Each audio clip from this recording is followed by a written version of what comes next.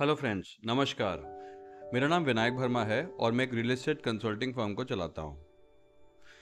अब हम बात करते हैं जब रीसेल ट्रांजैक्शन होता है। सपोज कोई एक प्रॉपर्टी है और वो किसी ने खरीदी हुई है और उसका कंस्ट्रक्शन अभी चल रहा है, और बीच में ही जैसे नए नए डेवलपर्स जो हैं नए नए प्रोजेक्ट्स को लाते हैं, तो बीच में ही अभी पोजेशन नहीं हुआ प्रॉपर्टी का और आप उस प्रॉपर्टी को अगर खरीद रहे होते हैं, मतलब कोई भी एक नया बायर उस प्रॉपर्टी को खरीद रहा होता है, तो लोग क्या करते हैं, टोकन कर देते हैं या बयाना कर देते हैं। जैसे एग्जांपल, प्रॉपर्टी आपकी लेट्स से 2 करोड़ या 3 करोड़ या 4 करोड़ की है।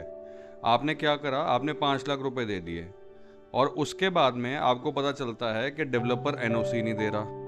अब एनओसी क्यों नहीं दे रहा, कुछ पेमेंट आउटस्टैंडिंग है, तो वो एक फाइट का मामला बन गया।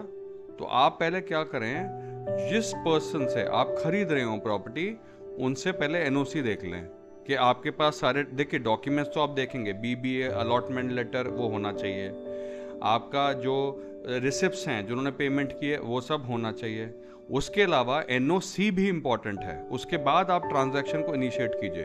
क्योंकि मैंने देखा है बहुत सारे केसेस में क्या होता है, एनओसी नहीं इशू हो करता डेवलपर, बिकॉज जो बायर है जो पेमेंट्स या तो डिले कर रहा है या उसमें कुछ इंटरेस्ट कॉम्पोनेंट रह गया या कोई भी प्रॉब्लम है।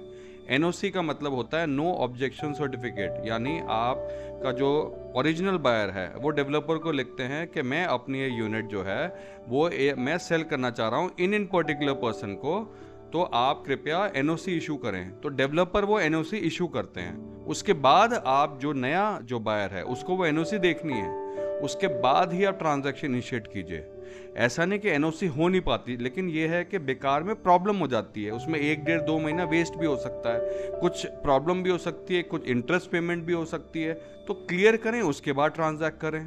तो ये पॉइंट इंपॉर्टेंट है, आई होप इसको फॉलो करेंगे और आज जब कभी भी प्रॉपर्टी खरीद रहे हों तो इस पॉइंट को बिल्कुल मद्देनजर रखते हुए इन्वेस्टमेंट करेंगे।